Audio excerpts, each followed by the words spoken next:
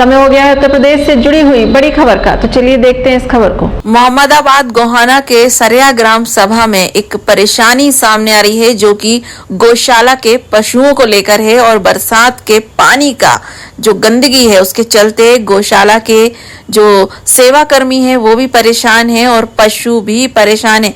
चलिए बताते हैं आखिर ये परेशानी उत्पन्न कैसे हुई।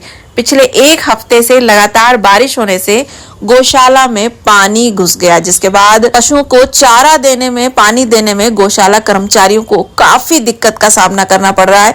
मोहम्मदाबाद गोहाना ग्राम विकास अधिकारी के आदेश पर सभी पशुओं को ब्लॉक आवास में सफाई कर्मचारियों द्वारा लाया गया है। सफाई कर्मचारियों से बात करने पर उन्होंने जानकारी दी है कि सारी गाय यहाँ पर आदेश के बाद लाया गया है और अब इनकी व्यवस्था करके ब्लॉक परिसर में रखा जाएगा। पशुओं को सराया से ब्लॉक तक लाने में काफी दिक्कतों का सामना करना पड़ा। ऐसे में छुट्टा पशुओं से राहगीर और किसान भी परेशान है।